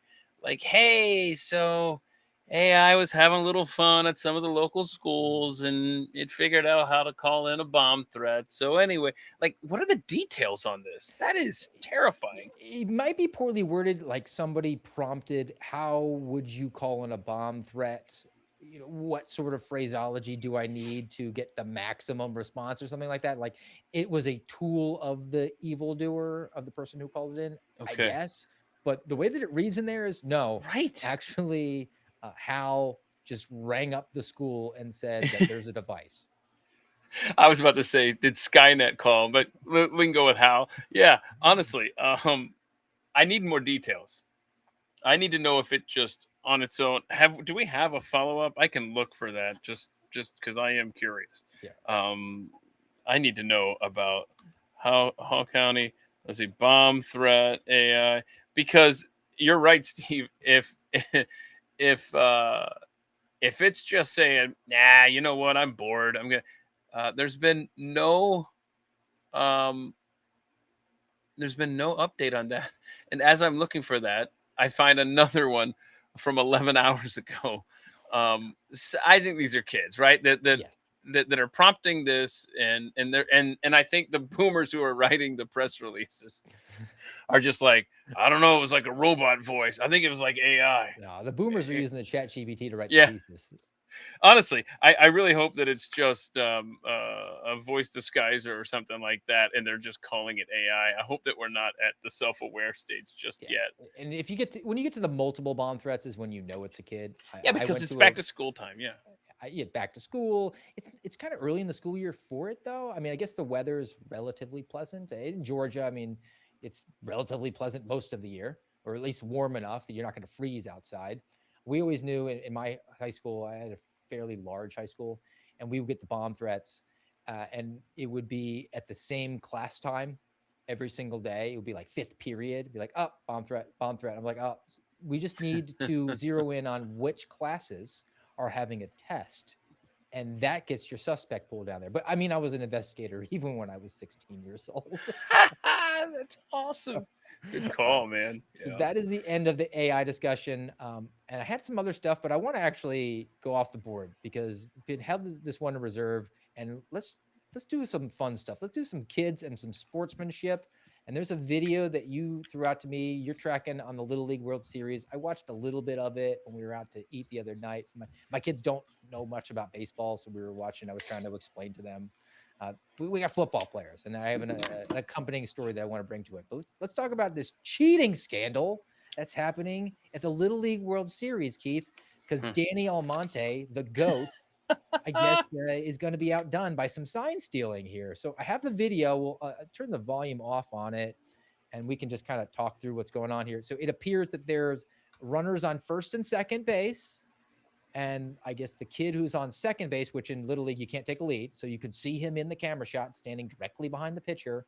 He's looking on through to see the catcher. And I'll just start playing, and then you kind of narrate what all is happening here. Okay. All right. So he steps off. The coach. Okay. So they're getting some chatter from the dugout. But what you need to watch here is the runner. He's going to touch his cap there. See that? Yep. And so they're saying that he just told the batter what pitch was coming. And I disagree, but we can get into that in a second. See, he's doing that again. But see, he does that again. I don't know if he's got a tick. Maybe it's a loose helmet, because that is a pretty big helmet. He looks like he's a candy apple. He does that before the catcher gave the sign. So now the catcher, it comes out there, and now you can, when the coach finally comes out there, if you want to turn up the volume, I don't know, because one of the players for, and by the way, pitch that's coming is not telegraphed to the opposing batter. Right. But watch again, signs down, and the kid's looking around the pitcher. I don't think he really gave a helmet touch. Yeah, so pause it there. Pause it. Watch. Okay, all right. So that's the thing. We have three different pitches here in 3 different outcomes. We have the touching of the cap after the sign goes down. We have the touching of the cap before the sign goes down. We have the no touching of the cap while the sign goes down. But anyway, they eventually come out there. I don't think it's worth having the coach come out there, but you have one of the players saying, hey, the guy on second is stealing our signs and all this stuff. And so they were accusing Iowa of cheating. I was just looking for an update. I'm not seeing any kind of update because it's a big deal in Little League if he was stealing the signs. They punish, they get the coach out of there. The team gets punished. But I've always said, steal signs. Go for it. Don't use technology. Don't use flock cameras to steal signs. But look, if your code can be broken by someone, kid hits a home run and like, the kid over Jack, the moon. and that's when they come out and have the meeting and say, hey, the guy on second was stealing our signs. I have never understood why that's a big deal. And I played baseball throughout my entire childhood. And you just look, if you can do that, if you can break the code, then congratulations to you. That's a competitive advantage. I don't consider that cheating. What the Astros did with cameras in center field and having people down the hallway just behind the dugout going to the clubhouse looking at cameras and then relaying the pitch real quick up the thing so that somebody banged on a garbage can, that should be disallowed. Yeah, they banged on the garbage can because I guess the light flickering was on the radar of people. And the electrodes on their chest. So that's why the Astros got in trouble, because they were employing a camera to relay signs. But let's say the kid was stealing signs, then get new signs. Try harder. I don't know why that's a problem. It's the same reason that I'm against banning players on the shift. They got rid of the shift, and what that is if you play on one side, your position is traditionally over here. You're not allowed to be on the other side of the second base bag just because you know where the guy's going to hit the ball. Well, then the guy hitting the ball should learn how to hit the other direction. You shouldn't tell people you have to stand right there. I mean, I'm tired of this, man. I mean, just let them compete however they want. That's not cheating as far as I'm concerned. Maybe I'm activating the part of my brain that said that the flock cameras should have a case number attached to them here. And I realize that baseball is this antiquated sport and it has that sort of like old timey feel to it. It never made sense to me why they had signs, like physical signs that are stealable. Why wouldn't you just have a system of numbers and a wristband and you just call out a number and then every single inning you could just change the numbers so that there would be no sort of pattern to it at all? What's to say that the catcher just calls out 31 and that means fastball, and then next inning it'll be 48, something like that. That's clunky. And then you got people here overhearing you and stuff. No, man. That's the other thing, is that if one is traditionally fastball, 2 curveball, 3 slider, 4 changeup, whatever.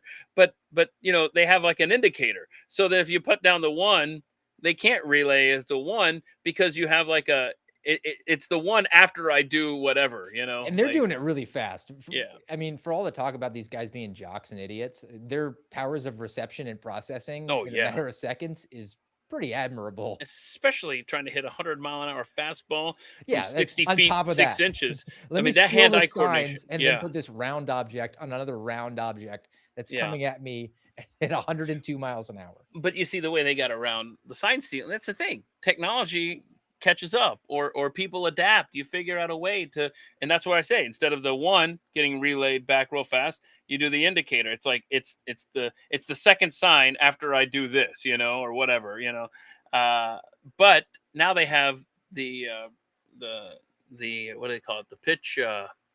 I forget now. If the Braves game were on right now, I would know. PitchCom is what it is, and that's where the catcher is typing in. He's just typing in whatever, and then their little robotic voice that called in a bomb threat, it got back in time for the game, and it's saying, "Hey, slider down and in," or something like that. So that's how they're doing signs now. I understand that the Little League aspect to it, the sportsmanship to it as well, because it might be easier to steal signs because the kids are going to be a little bit clunkier, and we don't want to create a huge, gigantic competitive disadvantage here. We just want the kids to be able to go through the entire motions here. Now I want to use the sportsmanship angle to throw this at you cold. I told you before we went live, Keith, I need your opinion. This is a am I the a-hole question? An honest assessment from a guy who's my friend. Am I the a-hole here? Okay. So my kids don't play baseball. They play a better sport. It's called football. Now, in Pop Warner, the days of the weight limits are gone. They're way in the rear view mirror over the horizon. If you are 250 pounds, they can give you the ball and you can run over a 98-pound kid nowadays, right? So over the weekend, there was an incident at one of the games. Now, one of the larger, more athletic, dominant kids who has gone through puberty wound up picking up a smaller player who had the ball in his hands on a kick return and for a moment pretended it was the WWE and body slammed him onto the ground. We're talking roughly 40 to 50-pound differential in size. Now, that's illegal. That's a penalty. In my mind, when it happened, I thought, oh, immediately the offender has to be ejected from the game. That level of violence is at a lower level. You could cause some serious injuries. Even if the kid who gets thrown to the ground, it bounces up like rubber, that cannot be aboard. That cannot be allowed. 15-yard penalty. Both players remain in the game. The victimized player played, no problem. Mom was a little bit upset, though. Okay. So jump ahead. I was fly on the wall for some conversations coming from the perspective of the team of the offender, the large guy, saying, well, that's just football.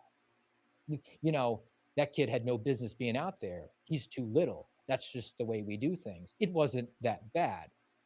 And the mom who was offended's perspective was completely out of line. She should have just kind of like put a lid on it and zipped it.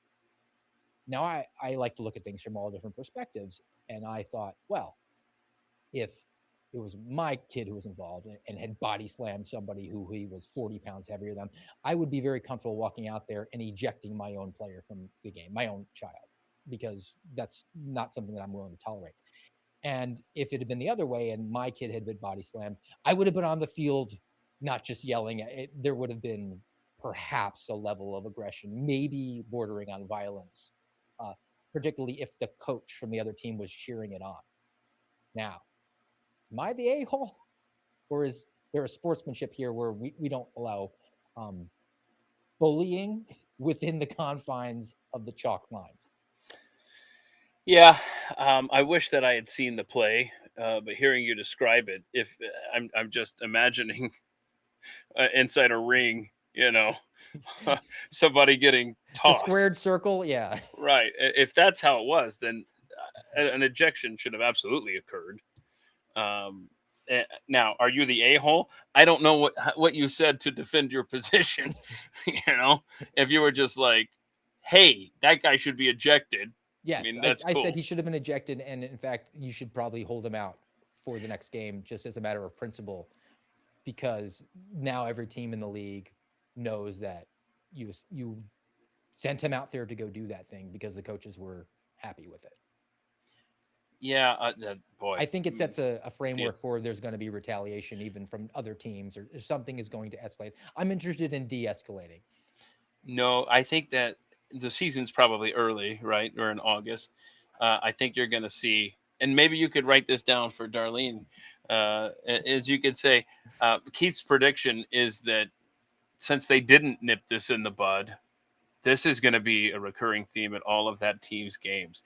Do they play that opponent again? And if so, what date? I want to go to that game. No repeat, I guess, unless we get to playoff time. That would be an interesting dynamic. There might be some pregame sort of hoopla leading into it.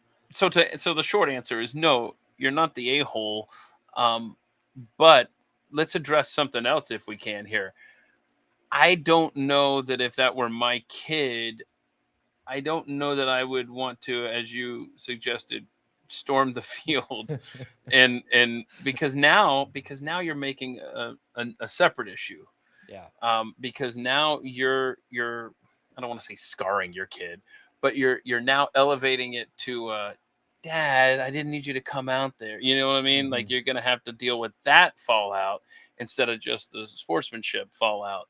But yeah, I think the fact that they didn't take care of this, that's going to be a recurring theme. And we look forward to hearing future episodes of the American Radicals podcast where you say, well, Hulk Hogan did it again. Or who's a villain? Who would be a bad guy? Because you're a wrestling guy. Give me, who's the worst heel of all time, Steve? Yeah, that's a question for my 8-year-old. I'm just there as a fly on the wall. I'm barely learning the entry music. We play how to name that tune with my 8-year-old. He can name that wrestler in one note. As soon as that music entry comes in, he's excited. Wow. I tell you, be careful on playing Name That Tune with your kids, because if you train them up right musically, as I have, then eventually it comes to bite you. We'll be out at a restaurant or some public area, and with my 3 kids, I'd say, all right, I'll give $1 to the first person who can name this, or whatever band. We'll be in the car, and I'll shield the screen so nobody can see it. Okay, all right, let's see who gets his 5. Well, anyway, I was pretty bold. A couple of years ago, the Red Hot Chili Peppers came on at some restaurant, and it was like a deep cut type thing or something. I don't know. And I was like, $10. And before I could get it out of my mouth, Ezra goes, Red Hot Chili Peppers. And the girls looked at me like, you moron. Like, that's his favorite 90s band. Of course he's going to get, I had to pay $10 for that moment. So careful. There's going to be a point where your kids wise up to that. I don't know how I got off tangent there with my ADD. I will just say that you want to be careful on stepping in and fighting your kids' battles, especially on the field of play, Yep. No, it was just kind of contemplating the other mother's level of appropriateness about being upset. And that's where you go, not my problem. Not my circus, not my monkeys. Right. All right. So man, we spent a heavy portion on the AI and the flock stuff today. I have some other stuff. We'll have to just, I guess, hold it in reserve for tomorrow and for Friday, because we got you for 2 more days here on the AMRAD pod, Keith. So, yes, sir. Thanks as always for joining me. I want you plug at the mic one more time, and then we'll terminate for the day. Sure thing. You can just follow me on X at Keith Malinak. I'll be live there at 3:00 this afternoon Eastern time. All the episodes are archived at atmshow.com. And like we said earlier, every day of the week is a different kind of show. So it's like a box of that's what I should have done. I should have called it a box of chocolates. You never know what you're going to get. Thank you, Forrest Gump. We know that it will be higher than a 73 IQ, though, from you. So barely. Look forward to that. I'll check that out as well. And guys, I will also arrange to re-air this particular podcast at the regular time as well. So if you didn't happen to join the 7 to 9, maybe it's a little too early for you. You like the 12 o'clock chat, that'll go on the AMRAD pod on Rumble and YouTube. And always it'll be over on Spotify as well to pick up at your leisure. Thank you again for joining us today. Back with you again tomorrow, same time, 0700. Until then, have a great day.